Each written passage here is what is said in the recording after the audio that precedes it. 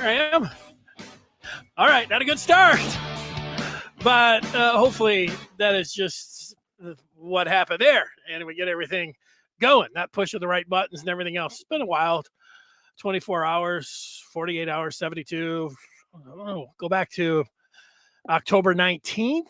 That was the Thursday before the Michigan State game. That's when we found out about Connor Stallions. And so since then, really, it's been pretty wild. But, I'm here to sift through it and talk about it, get excited for this weekend, certainly. And that's what's on tap. The rest of it, I'll show you just how it's going to work. Michigan, Penn State coming up on Saturday, little bit afternoon in State College. You got Michigan going to play their first ranked opponent, and they can see the end. It's in sight. 3 more games, 2 road games, starting with Penn State, then at Maryland, and then against Ohio State. Then we see where it goes from there. But this has been a game that we have all thought was going to be huge, and it has stayed that way here during game week. Now here on a Wednesday, it's big. It's about as big as it gets.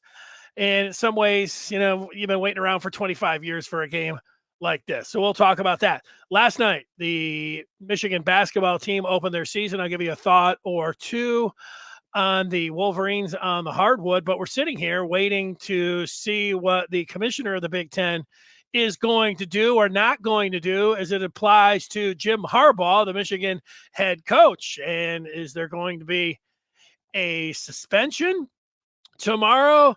And if there is a suspension tomorrow, then Michigan is going to come back with an injunction. Are we thinking that that is going to be granted? I'm just talking out loud here. Yes. And then Jim Harbaugh is going to be on the sideline Saturday. That seems like the best guess right now. If I had to say what's going to happen with, this investigation for the Big Ten, Tony Petitti, Jim Harbaugh leading up to Saturday, Petitti is likely to put that sportsmanship clause and try to suspend Jim Harbaugh for 2 games. And then Michigan's immediately going to say, no, we are going to get an injunction. And then depending on the judge, I don't know if it's just a rubber stamp situation, but Michigan, I don't know. I'm expecting that to be granted. And then Harbaugh to be on the sideline on Saturday. And then it could go for the following week. But, I don't know, like, could he be thinking that, there's all this other talk. Let me just cut through a couple things, because I can probably sit around talking, chasing my tail for, I don't know, I could probably do it for 5 hours. I'm going to whittle it down a little bit here. This thing with the commissioner's office, and it's a mess. We all love drama until it's your team. It's your team right now. It's Michigan, so you don't love it, but you know that everybody else does. That's one thing. Any talk, and I know there's a lot of people that have heard it. I look online, I see people, Michigan fans, going at Stephen A. Smith or Paul Feinbaum, guys that I don't know if the last time Stephen A. Smith watched a college football game, but that's, you don't have to watch to have an opinion, and he's got a big platform. But any talk of a postseason ban is by design to work you up. So my suggestion would be, immediately, if it gets anything close to anybody talking about postseason ban, don't let it get yourself worked up. Move on. I also think any talk of a indefinite suspension of Harbaugh is also designed to get you worked up. Now, it could be how when you start talking the legal battle, you come out with something like this, and then it could be by design that way. But I also think it's designed, any talk like that, I'm considering that just to get you worked up. So then we go down, the list. The in-season suspension of Harbaugh, which looks likely, unless something changes over the next 24 hours. It could change over the next 24 seconds. I am where I have been since October 19th on this. I think that anything that is going to happen in season in November to Michigan is a rush to judgment, and it is heavy handed, and it is not thought through. And I say this not by exactly what's going on with Michigan, but what I have watched in college football in my entire life. Yeah, it's unprecedented. This is an unprecedented. No, when you start sifting through everything else, I'm coming back to this. This is a situation that should be handled in the offseason. The commissioner, parachuting in November, putting out indefinite suspensions, listening to all of that.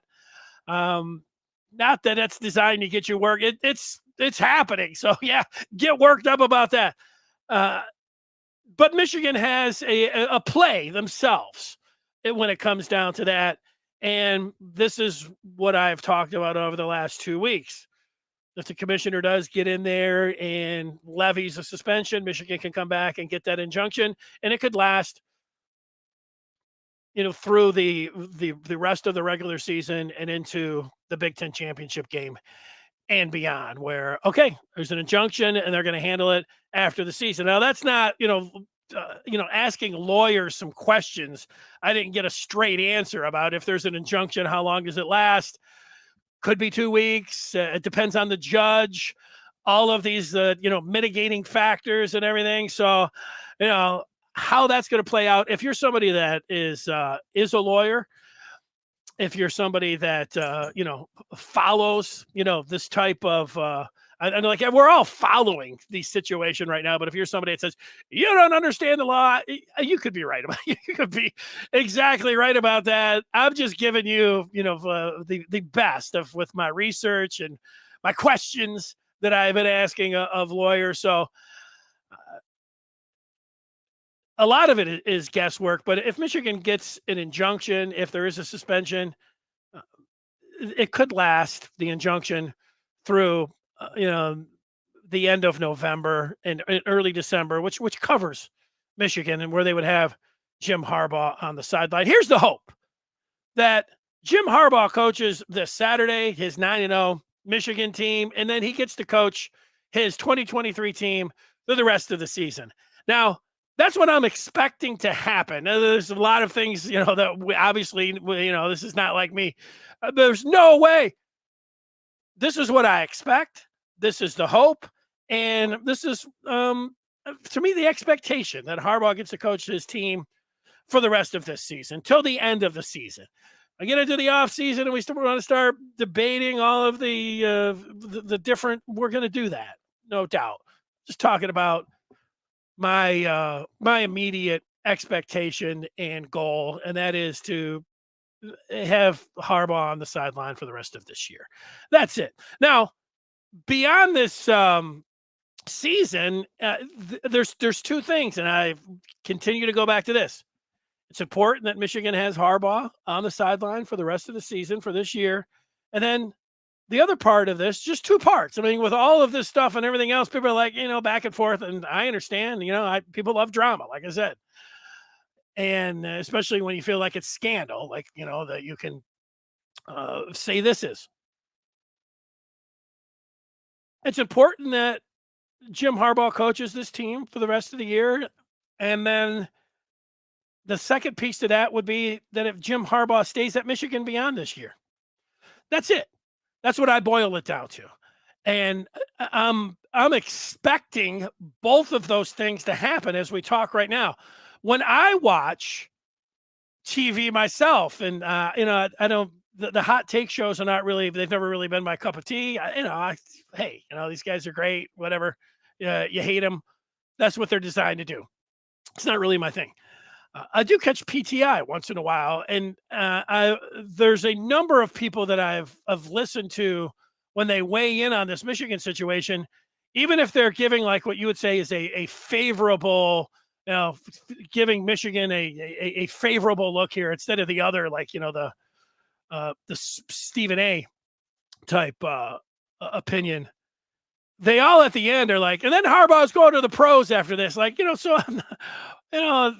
Michigan fans are not thinking that way. And I don't know, like, if you should be thinking that way. I would not think that way myself. Now, like, the possibility there, like, we've been talking about that particular possibility for the last 4 years. So again, two things to come back before you wade in and start saying, well, what about this point? What about 11.6? And what about Saturday? And, the courts are closed Friday. I mean, all, things that are being talked. What about this Purdue coach? He's a son of a, yeah, right. And two things: Harbaugh coaches this season, the remainder of the season, and then Harbaugh continues to coach at Michigan beyond this year.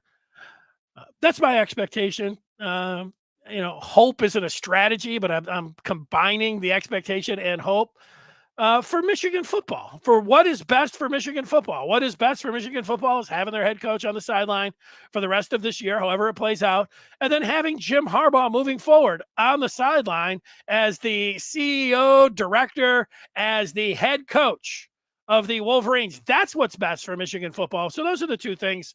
Everything else can be dealt with. Everything. Anything after this season. So, that's it. Anybody that talks about anything, I just keep coming back to these 2 points. What are they saying about the rest of this year? And what are they saying about Harbaugh beyond this year? Those are the two things that I want. That's best for Michigan football. Those are the two things that I focus in on. Although like everyone else, I am interested, not what everyone has to say. I don't know how interested I am had, what nasty Ohio State or Michigan State fans online are saying or anything else, or even, the flying into this chat here saying without even me looking at it yet. But hey, I'll deal with it just like everything can be dealt with. So that's where I'm at. The other part that's always it's a good reminder, people tell you this, but it's a good reminder here.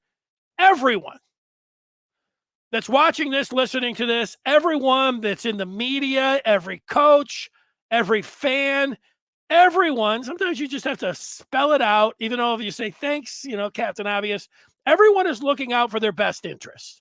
So when anybody says, what anybody goes to, that's it. Whether it's Purdue, OSU, Rutgers, the sharing part, the comparisons, the Stallions, I give you my opinion on that. It's, I feel like in the off season that when it's weighed out, I think what's going to matter to a judge that's looking at this, or how they're the NCAA and compliance and the rules committee, I think it's going to be important to them if there was video being shot in person on the sidelines and then being shared to a team. Stallions with his minions or whatever, taking video, important. The Purdue, OSU, Rutgers, like the coaches down there, if they were videotaping the opponent when they were playing them and then sharing it with the, conspiring, I know a lot of colluding, a lot of people have talked about, to me, that's going to be important. That's it. That's where I am sitting when it comes down to this whole thing. Now I'm going to take some feedback on this. Certainly I'll have some other things to say as I read through the feedback. I always value, because, like I just said everything for 15 minutes, how I feel about this and everything that I'm taking in and trying to explain it to all of you. Now, you guys haven't been reading and watching and talking to the same people I have. So I'm interested to see where you are at. And so with that, let's walk through some of the feedback to see where people are at with this. Richard thinks that the Big Ten should wait for real evidence like the NCAA is doing. I don't know, like, I think that, the rush of judgment, like you hear these, I don't know if they're court terms or legal terms. I don't know if there's even a term. Rush to judgment is one, due process, all these things that we, you hear about, but then also being able to get in there and nip it in the bud, if you can. Tony Petitti, you wonder, he has his evidence, and when he moved forward with it, You would have thought that he felt like he had real evidence. And, the thing with Petitti, it's come down, he's using the sportsmanship clause. He's not looking at the in-person scouting, although that's what the NCAA is going to be about later. But Petitti is looking to invoke the sportsmanship clause. So just with that, in a rush to judgment, Petitti's sitting out and saying, that's not very sportsmanlike. Well, and I think this is the angle that Michigan, who they've just hired up this, gigantic, impressive, I don't know what else I could say, a law firm with an excellent reputation. They've the best lawyers that money can buy, the best law firm that money can buy. Michigan has that on their side. So I can only guess at what they're going to do, but I think they'll zero in on sportsmanship. And okay, if this is a sportsmanship, are they ready to, is Tony Petitti, as he sits in his office right now, and he's got a lot of lawyers talking with him, and then they're saying, well, what's Michigan saying? And he's got to be sitting back and saying, okay, are we ready to eat our own? Are we ready to burn the Big Ten to the ground? Are we ready to take our conference and throw everything open? Despite what you think about Michigan and their guild, whatever, but are we putting in everybody else in here? Are we going at it? Are we gonna get after everyone whenever there's things like this? And that's where it's hard for me to say if this was, levied at Ohio State, that I don't know, I would be screaming the same way or have the same kind of, gusto about it, about saying, hey, let's see it play out, even though that's the way it's played out, in the history of college football, waiting and, letting everyone get their argument in. But, the part about, I go back to, was it last year in the offseason where Jimbo Fisher, said about Nick Saban, they're buying all their players, or was it Nick Saban saying that? I think it was the other way around. Nick Saban said, well, they buy all their guys. And, then Jimbo came back and said, I can tell you what did their commissioner do? He stepped in and said, look, guys, everybody's buying guys. Shut up. This is about the conference. And then you didn't hear a peep. You haven't heard a peep from Jimbo or Nico on any of that. There's some of that I think about here. Okay. You're a cheater. You're a dirt. All right. What are we trying to do here? You guys all biting the hand that feeds you. You guys are all in the same conference. I think some of that is going on. We got a prediction. We'll get to Michigan, Penn State coming up. 34-10. Matt, 27-17 is what I'm thinking about right now. That has, Michigan by double figures, Michigan covering, but a little bit closer than your, I have a 10-point victory. You're talking about a 24-point victory, but, it could happen, sure. But, interesting. Matt also making a prediction about Jim being on the sideline, no worries. Okay. Richard wants to talk about the collusion between Ohio State and Rutgers. Should also be part of this investigation. Well, that was Michigan's foray or offensive.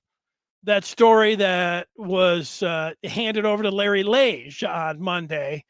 And then, hey, and then I would tell you, if you did not read this, if you're, most of you, there's a few that are going to be in here that are Ohio State specific or Michigan State fans, probably Ohio State fans, maybe some Penn State fans, that people are quick to and I've even talked about Stephen A. Smith already today myself. I guess it was taking a shot at him. I was, saying if you don't like him, don't listen to him.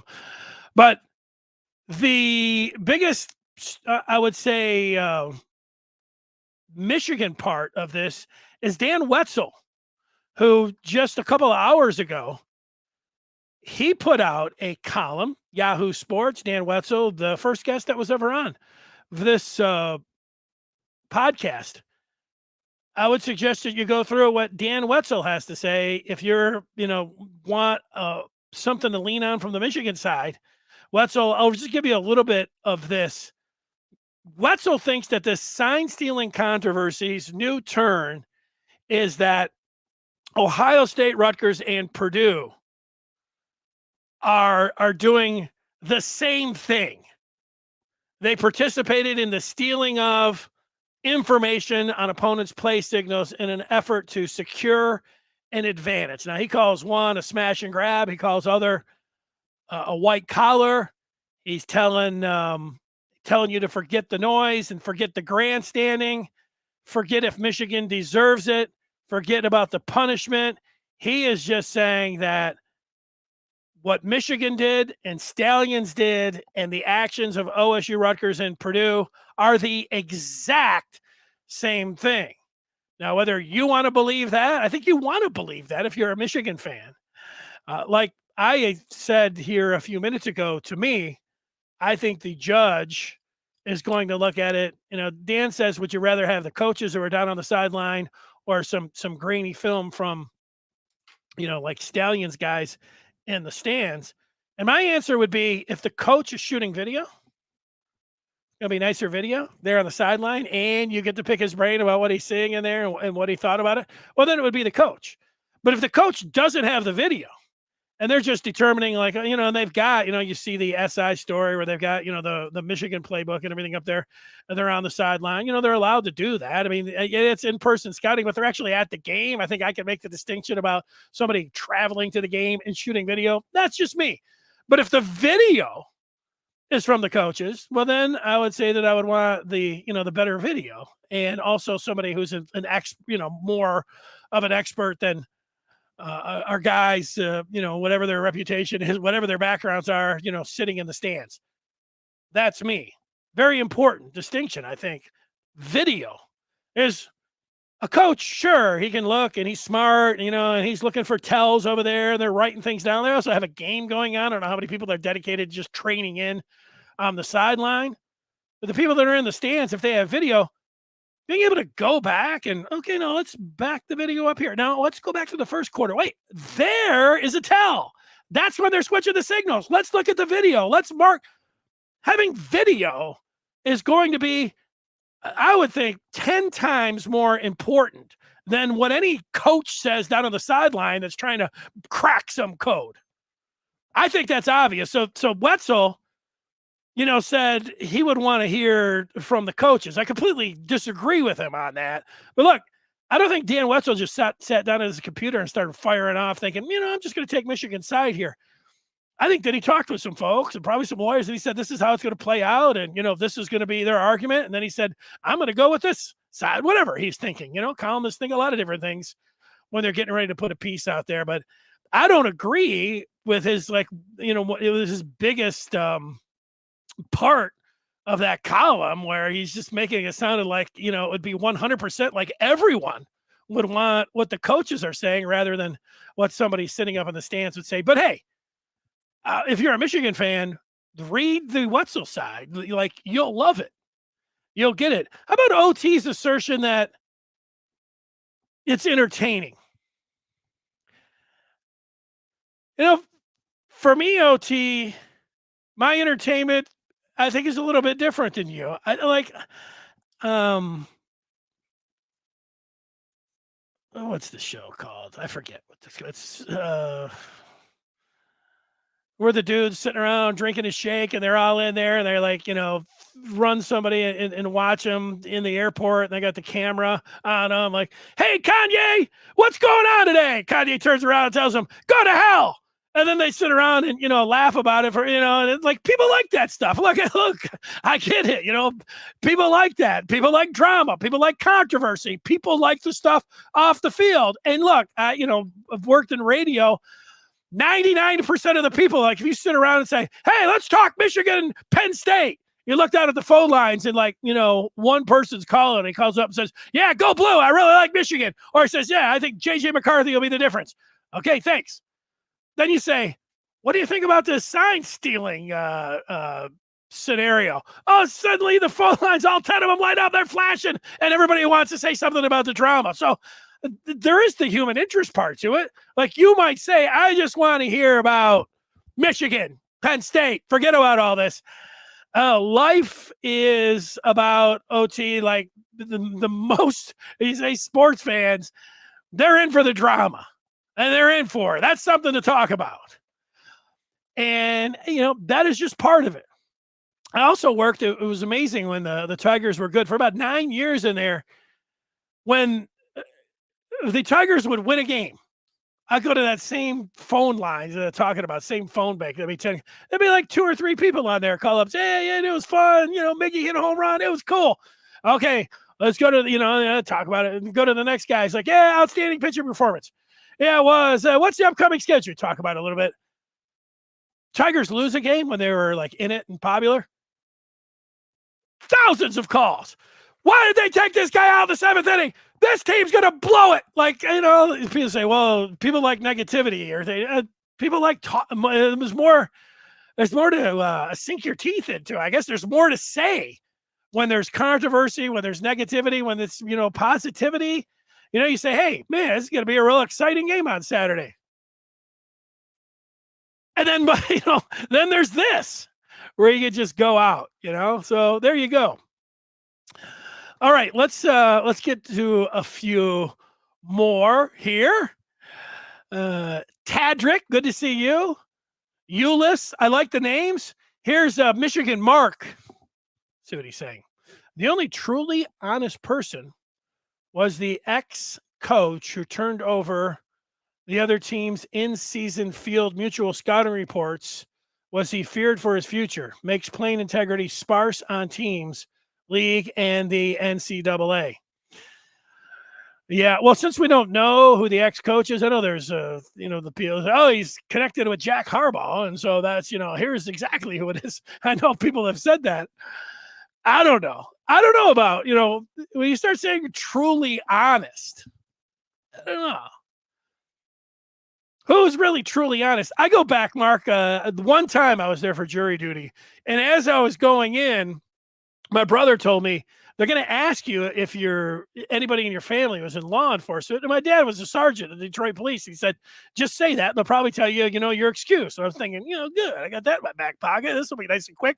And sure enough, it comes up. Hey, you get anybody in law enforcement? I said, yeah, my dad was in Detroit. And you know what the judge said to me?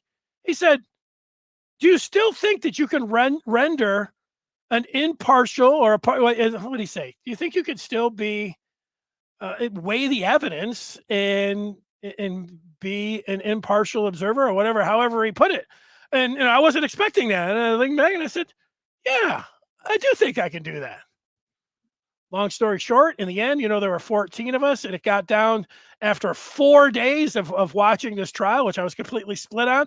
At the end, I don't know if they just picked the names out of a hat and just like took 2 of us out, or if if they got a pick and they just didn't like me or whatever, and thought I wasn't going to be there. I didn't get to see it through to the end. I didn't get to deliberate. So I had a lot of the experience, but not right at the very end. I didn't get it as they told me I can go home. Thanks for my service, they gave me. That was it. Okay. RCF. He can't wait to the Big Ten championship game, and Petitti has to hand the trophy to Jim. It's going to be epic. RCF, I had not thought about that. And that's pretty nice. It does remind me of the commissioner having to hand the Super Bowl trophy over to both Bill Belichick and then the MVP over to Tom Brady. Like everybody was like, oh yeah, there'll be a quick exchange and then let's go. Right there you go. That would be pretty sweet. Okay, let's see. Are people ready to move on and get over to the game? Toby he has a feeling the run game will come alive this Saturday. That would be nice. I think Michigan is very capable of that. So that's it. Okay, let's Adam talking about before it even happens, free Harbaugh, and this is it. Mark wants to talk about in-game scouting, still in-season scouting. Even without video, I think he's arguing what I had to say about it. I understand what you're saying. And, I could just have my opinion. I think how, the infractions committee will look at it. But that's where when the lawyers get involved and they look at it and say, hey, look at how that's spelled out here. I mean, what are we talking about here? So who's interpreting that? You could say, Michigan thought they were working around it by doing this. And then they can say, hey, they're doing the exact same thing. And it's going to be up to who's interpreting that to say, okay, they're with you, Mark, or, they can say, let's be honest here, whatever. And, who knows how they are going to interpret it? I mean, you could have a judge here. That's why, like how many times when you're watching, I just watch the TV shows and things, and they'll say, what do they always say? These prosecutors, when they get it down there, it's like, what judge are you going to get? Really important. It's going to be really important what judge you're going to get. And then after that, what's important? Well, the jury pool. That's going to be very important. So, those things are important. Dave is talking about the competitive advantage being the same. It is a distinction without a difference in a not sports world. Dave, you sound like a lawyer. I'll take your word for it there. Don making the point that Michigan is cornered. Everyone else can talk about it and give their input, no matter who it is, but Michigan isn't able to say anything about it. Yeah, mostly that's true, although Michigan, fed those stories out this week to SI and to the AP about Purdue and Ohio State. That was Michigan, hand feeding the press and, working the press. That's what they did. People want to call it a drip. And, if I would suggest to Michigan, here's me, it's, telling the big billion-dollar law firm that they just hired, I would suggest, hey, throw a couple other things out there if you got it. Or at least call Petitti up and say, hey, you know what? Are you going to do this? Because we got something and we're ready. You want to blow this down? You want to blow this down? You want to blow this up? Because we're ready to blow it up. Vince is ready to talk some ball. Should we be concerned for this game? I'm a little worried, but I also feel confident that we are the better team. All right, well, let's take the turn, Vince, and let's do exactly what you're talking about. We'll get back to your question. I just want to tell everyone, there's some new people here that are watching this show, and you can understand why. I just want to tell everyone, there's Bettini, that if you are wondering about Michigan and you want to talk about advanced scouting, Petitti, Harbaugh, the Michigan basketball opener, recruiting for football, we got you all covered on the Maize and Blue Review. You should join up. Give us a shot. It is all Michigan all the time, all day, all night. Go to michigan.rivals.com. And I'll give a tip of the cap to Trevor McHugh and Josh Henschke, the publisher at the Maize and Blue Review. These guys have not rested. They're up all day and all night, and because Josh, it's been 2 years that I've been working. Every time I send him a text or somebody, he's right back to me. He didn't get back to me for 4 or 5 days now, and he's like, "Oh, sorry, I was going through my text." Pretty busy time. Okay, so let's go and handle Vince's question about this game. Okay, we've been through the suspension part. Let's get to the actual game. Well, let's talk about should we be concerned? Michigan versus Penn State. The facts: 12:05 kickoff. Michigan favored by 4.5, and you're going to have the Fox crew there. The big noon game. Gus, Joel Klatt, and Jenny Taft on the sideline for this one. Should Michigan be concerned? Well, I guess it depends how you want to roll, Vince. Like, for me, I've watched this team. The part about when people say, well, Michigan hasn't played a ranked team or they haven't played anybody, I think that's, it's not like I think it's true. It's true. But if so, you want to dwell on that and say, oh, no, now they're on the road. Now they're playing a ranked team. And I watched Penn State play against Ohio State, and they looked bad in that game. Their quarterback, he played all right last week, but for the most of the season, I go back, I watched him play at Illinois, watched him play against Ohio State. He can't really throw the ball down the field. And then against, who was it, Indiana 2 weeks ago, it was the same thing. I mean, it was just like, it was so bad. I thought, wow, maybe they should go to the other guy. And then late in the game, he threw a bomb and connected. I think I just look at it. I've watched Penn State. I think they have a good defense. They've got some great talent. You know, their left tackle. If Chop Robinson plays, I mean, these are guys that are top 10 picks. One of their corners. Like, they've got some real top end talent. Both of their running backs are excellent. So, you know, there is that, and, you know, they're at home. So this is a tough game. Look at the point spread. It's less than a touchdown. You know, this is not like, you know, Michigan being favored by 32 points. So there's a chance that if they're not on their P's and Q's, that, you know, it could go the other way. Meanwhile, this is a game that I have been waiting for 25 years. Michigan has the offense with a quarterback at the helm that is going to, if he's not the best quarterback in the country, he's one of them. And he's the best quarterback in the Big Ten. He's the best quarterback on Saturday. He's a playmaker. And what we have seen from J.J. McCarthy, no, he wasn't, the J.J. McCarthy that we have seen for the majority of the year last week. But you don't take the Bowling Green game out. You don't take last week out. You put in all of the games. I expect JJ to be a lot more dangerous with his legs. I don't think there's going to be anybody like, ooh, JJ, slide down. McCarthy has been waiting for this game his whole life too.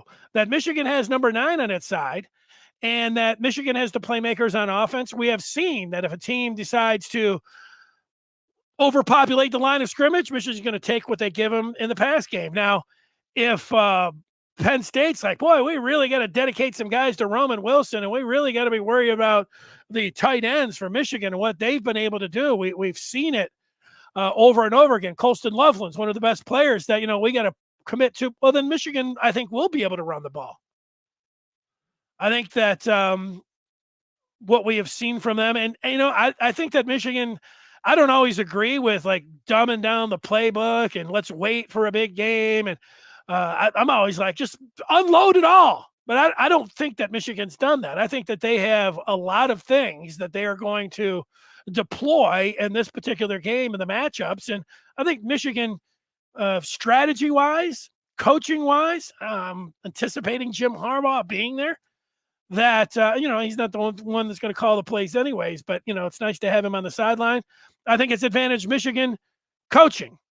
I think it's advantage Michigan on the offense. I think it's advantage Michigan on defense, although it's close. And Michigan special teams, I know they had a few, punt issue, hitting somebody, roughing the kicker. Michigan special teams is also a plus. I mean, this is not just a solid team. This looks like a championship team. And when you have a championship team led by a quarterback like McCarthy and a running back like Corum, and you can just sit around going down the list. I already mentioned somebody like Loveland, Roman Wilson, the difference makers that Michigan has. And I almost feel like I'd have to go through 10 guys if I started talking about what they have on defense. Michigan has it. Michigan has the players. I would be excited, Vince, to see what Michigan goes out there with. They're the better team. They've got the better players, and I think they're going to win the game. So, the things that we don't know about, well, we don't know if the coach is going to be there, and we don't know how players are going to would react. There's never been a situation like this. So to say like, oh, they'll be able to just compartmentalize everything and they'll push that over there. And, this will focus on more than anything else. They'll be mad. Maybe, but I don't know. I mean, and you don't either. And that's going to be the first question that Gus Johnson will ask Joel Klatt. Joel, there've been a lot of things going on in Ann Arbor. How are they going to handle it? And Joel, give his best opinion on that. But I bet, you know what he says? I'm not sure, Gus. Because he's not sure, and he doesn't know. That's where I'm sitting with it. DI talking about where's the suspension. I thought today was the day. It's kind of looking like tomorrow is going to be the day. Today should be the day. because Michigan should be allowed some time to maneuver around. If this commissioner is pushing this thing too late in the week, so somehow he thinks that, Michigan might not be able to get the injunction or something, or wake up a judge or make it more difficult. I mean, I don't know that. But it should be today. I agree with you that it should be. But it's I don't know. The last I checked, we've been sitting here now for 40 minutes. Probably all hell's broke loose. Maybe it's already happened. I mean, this kind of stuff, let's go through. Here's some more Stallions, PIs, investigations. Daniel's talking about give Jim a lifetime contract. Look, Daniel, if when Jim Harbaugh signs his next contract with Michigan, it in effect will be a lifetime contract. So going back to my 2 overriding points, get Harbaugh on the sidelines for the rest of this year, let him coach his team and see what happens, and then have him coaching next year. Those 2 things happen, you have the lifetime contract that you're looking for there. The stuff about moving to the ACC, that is a premature. It's like people are mad at ESPN and some of their hosts, like, don't let game day, okay. I know you're mad at certain people at, ESPN and everything else, but if you're mad at if you really are that mad at ESPN, would you go to the game day and just start booing them I think that's probably, you make your voice be heard. So Michigan, Ohio State, right? So game day will be there. You get your signs of Paul Feinbaum and you just go there and you just boo those. Just boo the whole time until Desmond talks and everybody cheers. Pat McAfee, everybody wears their, T-shirts and just boo him, boo everyone. Just boo the whole time. I think Michigan fans will do something like that. We're looking at some precedent here. We're going through it. Peter's talking about right on. Talking Petitti. Talking about punishing teams for unsportsmanlike behavior. Yeah, sportsmanship. That doesn't sound like very good sportsmanship. The part, I've seen people, and I get it. I would be doing the same thing if I was on the other side. They're saying, like, yeah, but all coaches do that. They've all done that, talking about, sharing the signals or whatever else. But Ryan Day, trying to sabotage Michigan in the Big Ten championship game so it's going to help Ohio State out so that they might get in. That doesn't sound like great sportsmanship to me. Like, sure, you want to be, hey, attaboy, you want to help out Purdue because, hey, let's just help out Purdue. No, that's not sportsmanship. What is sport? I think Petitti, my first question, if I was at a news conference with Tony Petitti, would be, Tony, what's your definition of sportsmanship in 2023 when it comes to Big Ten football? I would try to be nice. I'm not acting like a mean voice. That was with my mean voice. Mr. Commissioner, what's your definition of sportsmanship in 2023 in Big Ten football?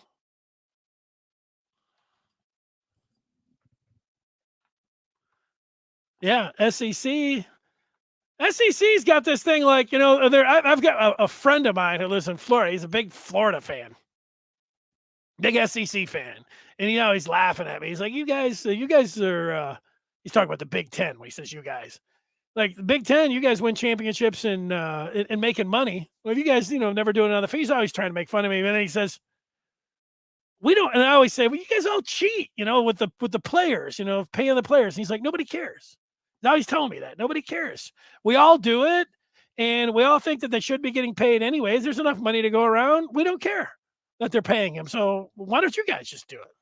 But he always says to me, and he's like, nobody down here ever is mad at any other team about buying players because we all can do it. And so that's the game. Like, you guys need to, play the game if you want to. We've been playing it. He's the same age as me. He's been playing it my whole life. Guys need to. You want to win something? I don't know. Sorry, I got off on the tangent there. Dave talking some common law. We should be steeled to play our game. They are slightly improved on defense this year, but we are also an improved team. Good point. The defenses are going to slow each offense down. Yep, low score like the OSU game. U of M wins. Yeah, I got 27-17. Todd, that sounds like a low-scoring game. Feedback from the poster formerly known as Andres, asking how I would feel about Michigan starting a new conference with the season finale versus Notre Dame if they keep this up, going after Michigan. To hell with the Big Ten. Yeah, I don't know. I haven't been able to wrap that. That kind of stuff. It doesn't seem like, I don't think Michigan's going anywhere in the Big Ten. I get that part. Like, I'm not really ruling anything out at this point, but the banning ESPN and let's go to the ACC or go independent, to me, I'm not ready for that yet. OSU had all of Michigan's signals and still got blasted, which makes OSU loss to Michigan 10 times worse. They had the signals and still lost. Yeah. Yeah, the part about that, Lee, and this is what Petitti, who got up there, and thought he's got this, I don't know if he thought he has ironclad evidence. I think he felt like he's got enough evidence where he could, come out and act like he's acting, but, he's and now he's painted himself into a corner a little bit, and everybody's like, dude, like what Michigan is, alleged to have done and with, Stallions and everything else, like, can they ding him a little bit and then put the rule in where you have the audio and the helmets and say, okay, like when we had a lot of people doing a lot of different things and everything else, Michigan's the one, they're going to have to pay a little price here. Let's do this in the off season. So it should happen. What do we say? Cooler heads, prevail instead of all of what's going on right now. Let's, walk it back a little bit and really think about it. What's going to be best for the conference? What's really best? What Michigan really did here instead of all this hysteria and everything else with the fan bases in college football. You giving them a little drop of blood in the water and everybody's going nuts. That's what Petitti should do. Cool his jets a little bit. Maybe he needs to drink Petitti, grab a martini, and just say, okay, let's. But I do think I still felt that he did this because he's got, the other 13 presidents, screaming bloody murder and everything. He's like, oh my God, he can do this. And then Michigan can get the injunction, and he knows damn well that they'll get the injunction. And then, Harbaugh will be there. So there's really going to be no harm, no foul. I felt like that. So this is a lot of bluster, not for nothing, but Michigan's going to get what they want, and then those other 13, for however long it lasts, that can be like, good. And all the fan bases can go crazy, like, oh, yeah. And how much of that did he really talk through and play out the scenarios and how it's going to, how it's going to look? Or did he just think, I can do this. I can appease all 13, and then Michigan can get what they want anyways, and so we're good. I think that's what he's thinking. If I had to guess what Petitti is doing. It's my way that I remembered how to say his name. You look at it, it's I don't know too many Pettinis. JJ, the difference in a relatively low-scoring game. Christopher, if we had to reduce it down to one sentence and one sentence only, when it comes down to Michigan beating Penn State, I would take your sentence and go with it. JJ, the difference in a low-scoring game. I'm with you. And then he gives the score, 24-17. I said 27-17, so we're pretty close. So Mark, I think, is starting to argue with me since he says, since you don't think it's scouting, it's as bad or worse than the Soviets stacking the candidates' matches against Fischer. Are we talking chess now, or is that what we're talking about? Didn't the one, see if I can remember his name, the great chess master from the Soviet Union, didn't he purposely, Mark, give up his queen, like right at the beginning of the match, and everybody was like, whoa, because it made, I don't know if he was trying to, I mean, it was like, this was it. This was like for the, whatever the national championship for chess is. Kasparov, I don't know his name. I just made that up. Gave up his queen. Everybody's like, this match is over.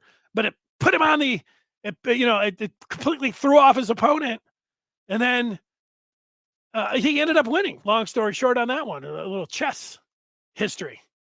I wish I knew the guy's name. I used to pull that one out once in a while when people brought up chess. I thought that was fascinating. I played a little bit myself. Give up your chess piece, give up your queen, and then still win it all? What a move.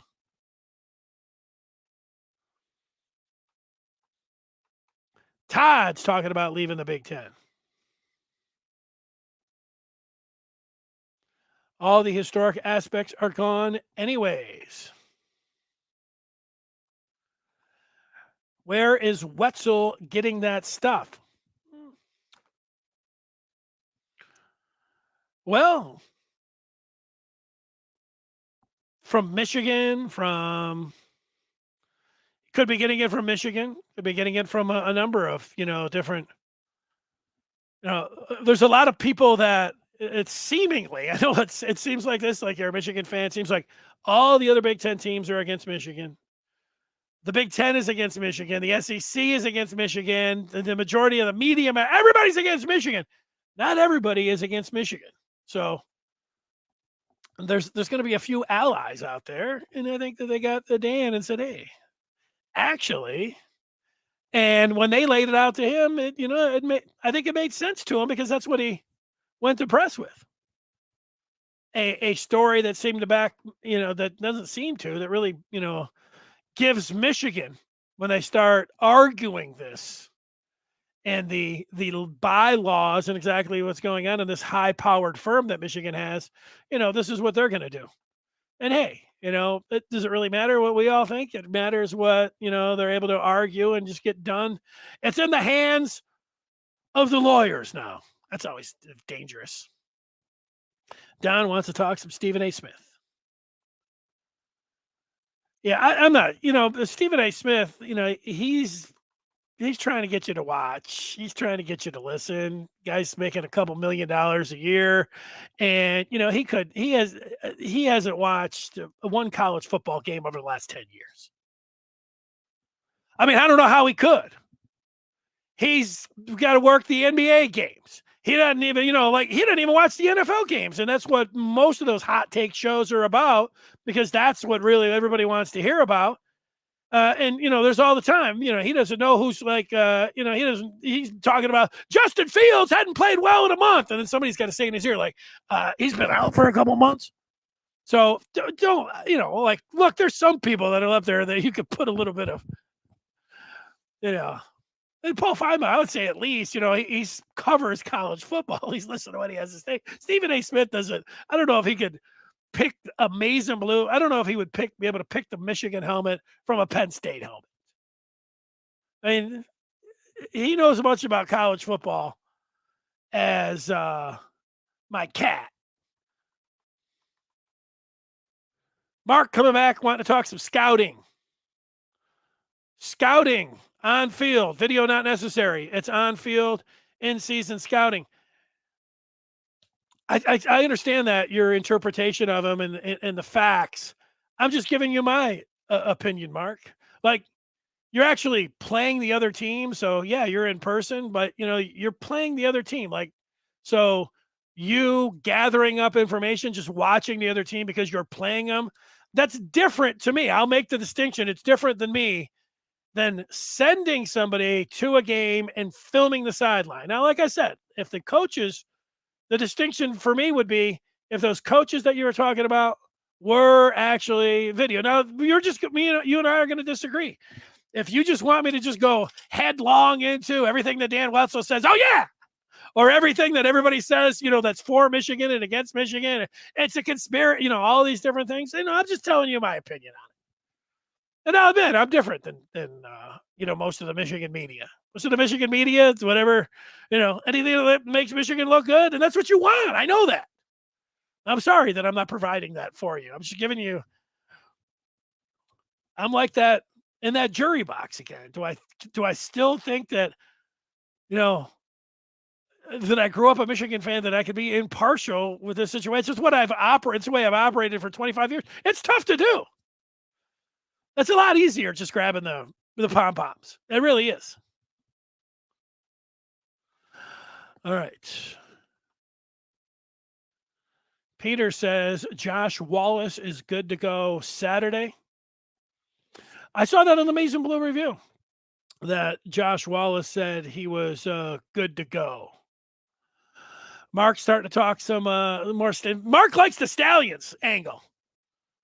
So Stallions could have hired a CMU coach to scout and provide data on MSU as long as it's not video. Sure. I don't know, hired. I think if Stallions would have called up his buddy on the CMU staff, Mark, and said, hey, what did you see from the Spartans over there? And whatever the coach was that was over there, and said, yeah, this is what we think when they're going to run. This is what we think when they're going to pass. This is what we saw as a tell. This is what we talked about. This is what we were able to see on the video copy that is shared through. To me, that is different than shooting a video. It is. And you want to make a couple more arguments? Go ahead. Maybe you'll send something and I'll be like, oh yeah, I screwed up this whole time. I just need to think harder. Much harder. They scouted. Now, Mark, they coached. They were playing the opponent. That's what they did. You don't see the distinction? That's okay. Most of the people are with you. Look at Andres disagrees. Both actions are at odds with sportsmanship. If they go after Michigan, they need to do the same thing for OSU, Rutgers, and Purdue. Yeah, I'm fine with that, because I think that's going to be, that is Michigan's argument. That's what Michigan leaked. That was their big comeback for this, and that's going to be the interpretation. And so we'll find out, like, if people are buying that or not. That's all right. Look. And yeah, is it a nebulous? I mean, you tell me what's sportsmanship. I always laugh at sportsmanship is when, it's the video. It's one of these PSAs. I don't know if they show it anymore, but people probably, where they get the kid playing basketball. I think it's a championship game. The ball goes out of bounds and the ref's like, all right, you guys ball. The kid goes over to the coach and then they come back and the kid's like, yeah, I touched it. And then the ref would probably be like, get back in there. I'm going with my call. The kid admits as he touches it. And then, they're giving the other team the ball. The coach was like, hey, good job. All right. There's sportsmanship. And then, would you tell your kid to do that? I don't know. Now I'm going upfield on sportsmanship on all of this. What else do we have? Selective enforcement is dangerous. Controversy is unlimited. All right. Going to get into the same stuff here. Some of these people, I don't know who Shyster is on Thamel and everything else. I know I have actually seen his name buzzing around on Twitter, so he's making some good points. Okay, but I don't know. Here's D Original. He's blaming it on the NCAA. If this is so much of an issue, it would have been resolved years ago. This is a smear campaign. Teams are crying. If U of M were losing, would they care? I think it's a fair point. Good answer. Good question. I don't know the answer. I was reading Blake's question, who says the answer is no to that question if you want the trial. Mark talking about Stafford. So let's see what Vince has to say. You are what we call an alternate. You sit on the case just in case another juror gets sick and doesn't show up. This is to know there's enough to render a verdict. Oh, look at that! I didn't even know I was an alternate. But I thought that they reached in the box and just pulled out a name at the end to cut it down to 12. Like we were all live for the final decision, but I don't know that for sure. So maybe I was an alternate the whole time and they just didn't tell me.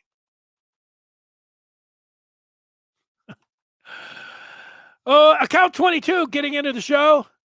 We will see tomorrow if the Big Ten wants to burn the conference to the ground. All they have to do is turn it over to the NCAA and put mics in the helmets next year. That's getting down to it. Account 22. And I think that, I don't know if Michigan is to burn anything down to the ground or anything else or release everything they have in there. If tomorrow, if there's a suspension and Michigan gets the injunction and they get news from the judge that it's going to be more than 2 weeks, like the judge can say, yeah, we're going to I don't know. Again, I'm guessing here, so somebody could call me an idiot. They might be right.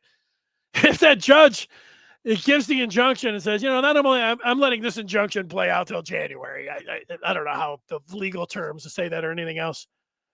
Michigan gets what they want at that point. So do they have to then, release all of this, so-called information to get everybody else in there? Maybe they will. Maybe they will go after Schiano.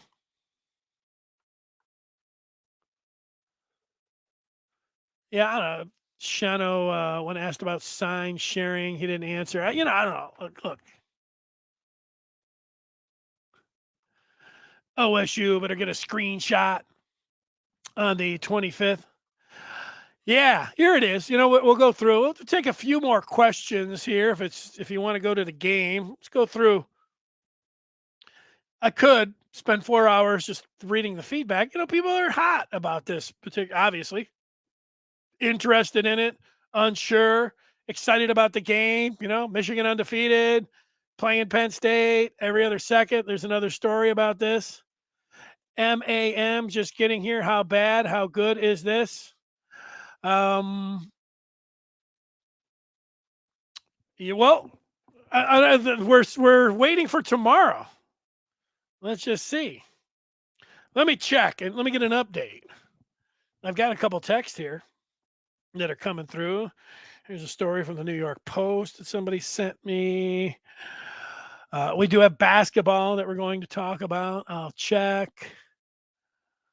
Antoine's talking about going rogue and independent. It would benefit Michigan. Like I said, I don't think that's going to happen. Schuster's a former Anchor Michigan Law School graduate. Okay. Yeah, I think it's a little early for all this leaving the Big Ten, trying to.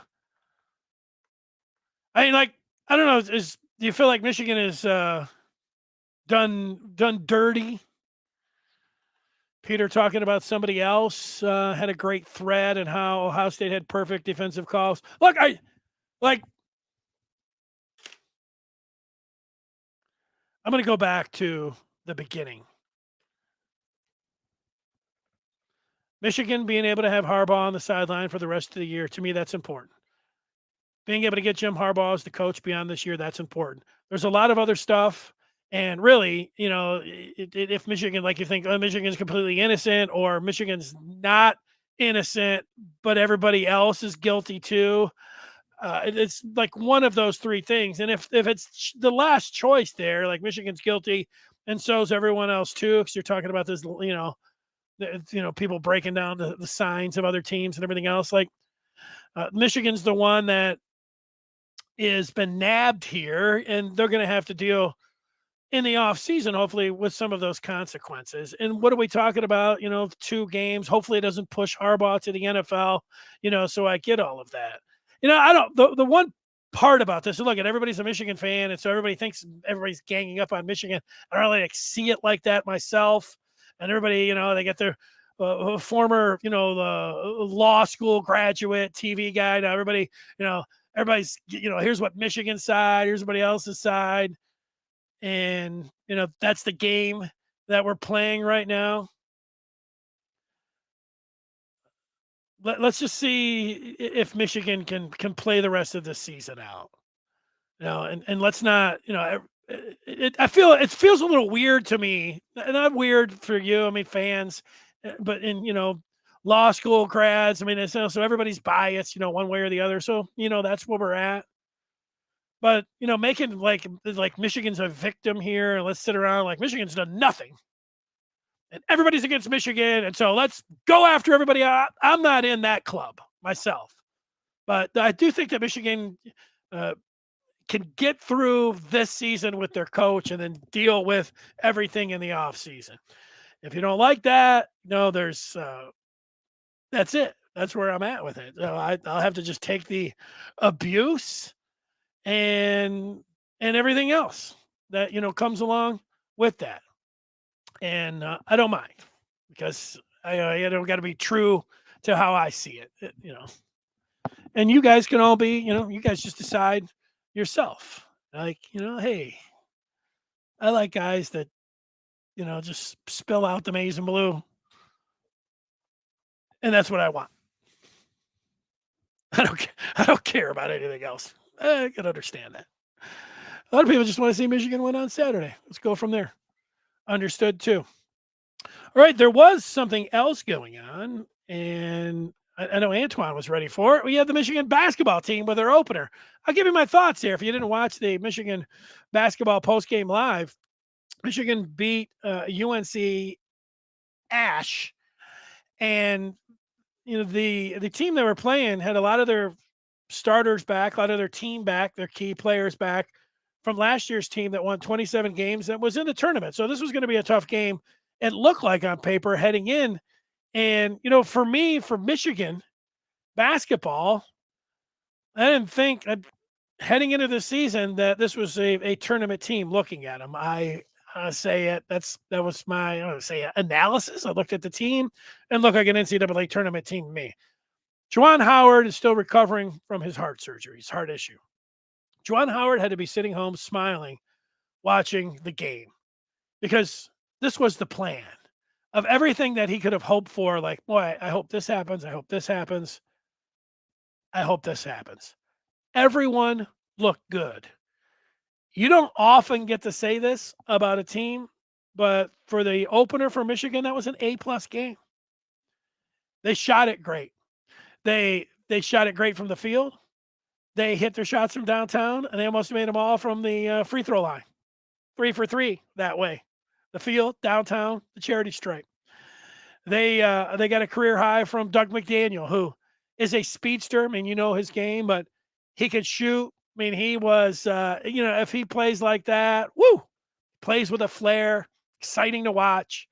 And if Olivia Kamwa, who was the transfer from Tennessee, who led all scorers with 25, and, he was a dunk machine. And he posted up, turned, and dunked. He caught a 60-footer and dunked. He did a backdoor cut. Cheddar found him. Dunk, dunk, dunk, dunk. Hits a mid-range shot, hits him from outside. Looked like he did against Duke in Tennessee's win last year. And those two guys, that tandem, you're going to need everybody else, around too. And everybody else played well, like I said. But for one game, any doubters or anything, it's going to take. But I think at least you say, hey, let me tune in on Friday. Like if you're like, oh, this team, I'm not going to watch this team. Which, could be understandable unless you're just some diehard Michigan fan who loves the team. You're going to show up. But I think Friday you should watch and see if they can replicate or come even close to the way they played yesterday. Because then, you start stacking some things on. You start making people take notice. They've got some games. The Gavitt games, and they'll be headed out to the Bahamas. And, so they'll have some bigger time opponents where they can measure them. You see if this is the real deal or not.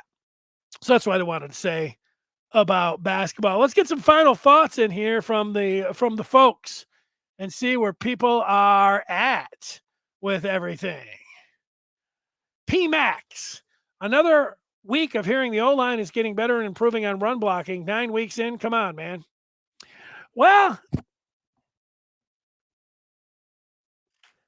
the thing about them getting better and improving, Drake Nugent is an outstanding center. Keegan and Zinner are the best interior offensive linemen in the country. Those guys are going to be drafted, and they're going to have long NFL careers. So then you're starting to talk about Barnhart, who we know, and Henderson, who people are on a little bit. But I think that Michigan has been teams that have, scouted them, have looked at them and said, we cannot allow Michigan to run the football or we're going to lose. That's the first thing that they put up on the board. Number one, we have to deal with Michigan's run game. And teams are committed to putting extra players up there. Should you be able to run at times anyways? Yeah. You like to see Michigan do better? Yeah. So, as long as the passing game is humming along, you'd like to see both. You talk about, hey, this is going to be the greatest team ever. You see them smashing people in the run game, and they have this passing game. I don't know, like what I have seen. I still think Donovan Edwards is one of the biggest, most dangerous weapons in college football. I know what Blake Corum can do, and so marrying those two things up. Do you remember last year at this time, P. Maximus?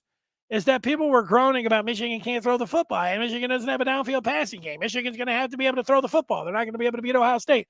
Well, they were able to throw the football against Ohio State. JJ came alive, and he was trying. They tried. Downfield passing game, just missing. Wasn't there. And then it was against OSU and against Purdue. And then, TCU, whatever, there. So, it can happen. I think it has as much to do with them working on it as what the opponents are doing with them working on it. But as long as you have, and you see it, like if they were struggling in the passing game and they had a tough running game, you'd say, well, what do you say now? Well, but I think they have the components to have both.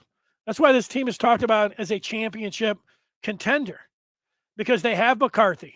Before the season, all summer long, when we sat here, people said Michigan doesn't have the wide receivers. Michigan doesn't have the receivers. I said, if they have Roman Wilson and they have Kojo, and they have one of the best tight ends in the country in Loveland, who is just a souped up, real good souped up wide receiver. I mean, how many you want? There's 3. You didn't think they were going to find one with all the other guys that they have on the team? They're good. And would you rather be back in the spot where they were mauling everybody in the run game and they had questions in the passing game? We'd be sitting here saying, well, maybe they'll do it like last year. I think they can get it going. If the passing game's not there, you see, then I think the running game will be there. Hey, you know what? Maybe Corum is not 100% back. He's not taking off. And, what is it with Donovan Edwards? I think Donovan Edwards, if you remember, majority of the Ohio State game, there wasn't a whole lot of rushing from Donovan Edwards. Then he ripped off a 75, 85 yarder. He's not Barry Sanders. I know he compared himself to Barry Sanders, but when I watch Barry Sanders, he's one of the greatest running backs of all time. The hard part of being an offensive coordinator with Barry Sanders, and it played out in a couple playoff games where he had minus 3 yards against Green Bay, is that Barry Sanders you could give him 3 carries. He'd go -2, 1 yard, 2 yards, punt. He'd come back. It'd be a very similar thing. 4 yards, -1, 2 yards. And, next thing you know, you're getting down 14-0, and Barry's kind of taken out of the game. It's keep giving it to him. Barry'd go 6, 7 carries and have 4 yards, but then he'd break a 20. He'd come back with a 14-yarder. Then he had 6 carries for 1 yard, and then he'd break an 80-yarder. Donovan Edwards is kind of like that to me. He's not Barry Sanders. Just saying that comparison of -2, 5, 6, and that's what I think Donovan Edwards is like. You feed him the ball enough times, he is going to break one, and he's going to break it big. Let's see. Take a few more.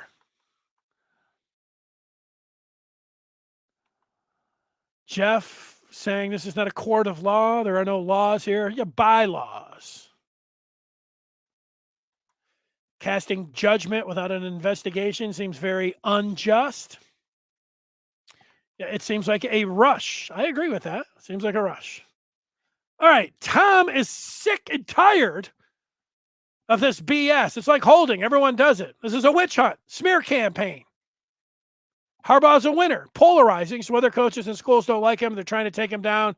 I think Ono likes him and has his back, but Ward doesn't for some reason. All of that is true, Tom, except I think for the last part here about Ward likes Jim Harbaugh. I know the fans don't think that. Remember, when it comes down, athletic directors are like sports commissioners. You ask people that are in the NHL what I think of Gary Bettman, they hate him. Roger Goodell, they hate him. People hate commissioners. Fans hate athletic directors. They're there for you to cry about when things aren't going like you like. Do I think Ward is, the athletic director of the century? Or, no. But I think, but I'm not here to, Ward, I'm not here to, protect Ward Manuel or anything else. I'm just telling you that, his job is to take all the slings and arrows, and he takes them. That's part of his job. I don't know how good he is at that. Would I like him to be a little bit more vocal and get out there? Sure, I would. Like I said, I don't think I'm not putting him up there and saying all athletic directors following Ward Manuel should act like him. No, but I'm just saying I disagree with that last part. I think he likes Jim Harbaugh. Okay, let's see. We'll get to the end here. We'll take 5 more. 5 more. We've had maybe 500, so it's hard to get all of them. Let's see. WTF. Let's see what he's saying. Michigan is an extremely talented team. It's unfortunate that they have stooped to these lows. If I was a Michigan fan, I would demand the highest standards and feel a bitter letdown in this case. Yeah. Here's the thing. This is football. WTF. You bringing in some fandom stuff and how you'd be let down. I look at it like this. Michigan's 9-0, number 3 team in the country. They're playing for a championship. If you're looking for the sportsmanship and, standing on some moral high ground, have at it. I'm thinking about the winning championships. And what I've seen in this sport is that let anybody step forward who isn't some we'll put it in your term, like dirty, rotten scoundrel cheaters. Fight fire with fire. Nobody cares about any of that. You take your moral high ground back up to East Lansing. WTF. All right, let's see. The troll account. Here he is. Couple more. What'd I say? I didn't know I was going to go with a troll account with one of the last 5. Adam wanted to talk about Barry. Barry was taken out of games because the offensive line he ran behind were garbage. That's not factual at all, Adam. Barry had an excellent offensive line. They just put Lomas Brown in the pride. Kevin Glover was a Pro Bowler. I mean, how many Pro Bowlers? Lomas Brown was a Pro Bowler. I mean, how many guys did you want? This is a miss. Now, look at the Lions organization. You want to take some shots at them and the ownership. I think all that's fair. You want to call Wayne Fontes a clown? I would agree. He was a clown of a coach. But this just isn't correct. I see a lot of people saying this. Barry was taken out. Garrett Barry was taken out of the games down at the goal line because he wasn't a good short yardage back. And you couldn't count on him to punch it in. Now, look, like I said, one of the greatest backs of all time. And I know you start saying this about Barry Sanders, everybody in the world comes up, oh, if he ran behind Emmitt Smith, all right, save it. More than one coach took Barry out of the goal line. The offensive line was good that he had. All right, we got 3 more. Let's see. Dave talking negatively about Barry. What are you doing, Dave? I love Barry Sanders. So, but sometimes you have to, call it like you see it. Not sometimes. You should call it like you see it. MAM. 2 more to go after this one. Michigan is the healthiest team in Power 5. Starters only played 1 fourth quarter all season. Michigan is in a perfect position to win the rest of their games right now. Can't be overstated. I agree. They have been able to take these first 9 games, they've been able to take a machete and just go right through it. They've been able to get everybody out there, rested, played a tremendous amount of depth. I mean, this thing is set up. Like, you can't, who was it? Vince. Like, what do we think about this game? Michigan is in perfect position on the field. I don't know how it's going to play out with the head coach. I mean, yeah, can that affect it? Yeah. But man, the health of the team, the depth of the team, how this thing has played out on the field to the first 9 games, you couldn't ask for anything more. Okay, you wish that the offensive line would be blowing open holes left and right. I get that, but it's gone really well. Michigan's in great position. Great position. Blank name, talking about the offensive line. Barnhart and Henderson will be guys who are guards in the NFL. Michigan has not had a legit left tackle prospect since someone fell on Grant Newsome's knee. That's not true. Ryan Hayes is a good tackle. And before him, they had a good tackle. So that's not true. And, you might be right about Henderson. I mean, he's played some guard, and so has Barnhart, nice swing guy. So there. 2 more. P. Maxima says, I hate to admit it, but the OSU line is much improved. Look at how Travion Henderson has blown up. Since he has been healthy, they look decent. We are stagnant. Travion Henderson's a great back. Oh, like Ohio State. I mean, the big difference that Michigan has against Ohio State is that quarterback. That's the big difference maker right now. But we'll see, like, so the pass protection with their tackles. I don't think yet Ohio State fans are sitting around talking about, oh, this is a vintage, this is Orlando pace. And, no. 1 more. The bylaws and football rule book, it's not clear what they did wrong, especially when they are using other teams as scouting sources. Central is the only thing I'm convinced that they've done. And here endeth the show for today. Bylaws, Michigan. If you stayed with me this long, I'd just like to tell you that whatever you hear, regardless, and we're going to find out in the next 24 hours, could be as easy as Petitti playing the politics game, trying to appease the other 13 presidents by levying a 2-game suspension, knowing damn well, I mean, they know, we're all confident that Michigan is going to then seek an injunction and will likely get it. I can't say 100%. So Petitti knows that. And so he can look good for the other 13. Say, look, I invoked the sportsmanship clause. Here it is. And then Michigan can come back and say, boom, injunction. And then they can have Harbaugh for the rest of the season. Now, is that smart for Petitti? Is he playing a little bit of fire because Michigan could come out and say, no, we're going after all. Maybe they'll do that. I don't know. Behind the scenes, probably they were. Michigan has, to me, like you got bigger fish to fry. If you can get through this injunction and Harbaugh can be on the field on Saturday, that's what's most important. And then having him for Maryland, Ohio State, and then, wherever Michigan, if they're in the Big Ten championship game of college football playoff, having Jim Harbaugh there, that's the important part. Listening to a bunch of people talking about Michigan shouldn't be eligible, that's fine. They can all have their opinions. They're all getting paid a lot of money to come up with, wild takes like that. People like the wild takes. Mark likes the wild takes. But getting the coach on the sideline for Saturday, then winning that ball game, that's what it's about. And then seeing if you can keep Jim Harbaugh on the sideline. Those two things, remember, boil it down. And then you start saying, can Michigan win the game without Harbaugh Saturday? I think, yeah. I want to say, I don't like talking about that because I'd like to see him there. Same thing against Maryland. Obviously, same thing against Ohio State. I'd like to see him on the sideline.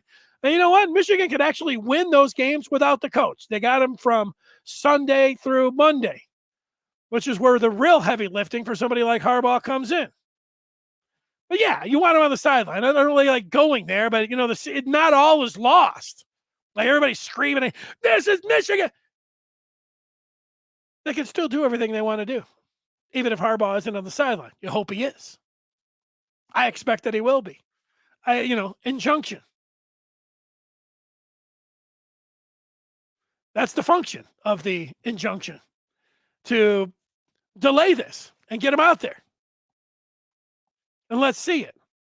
That doesn't mean to me that automatically it's push button and he's going to be leaving to the NFL. Remember the safe harbor and everything else? So, maybe it's Michigan wins it all and Harbaugh signs a 5-year extension and stays through 2028. That's that could happen. I don't think that's, people would say that's a dream world. I don't know, winning a championship. Like, let's see him beat Penn State this week. But it's all on the table out there. The good parts, they're still out there on the table for Michigan. So just think about the good parts. And unless there's an emergency podcast, which I guess could happen over the next 24 hours, I'll talk with you on Friday. We'll see you here on Friday. Jerry Diorio will be with us until then. Everybody have a great day. Thanks for watching.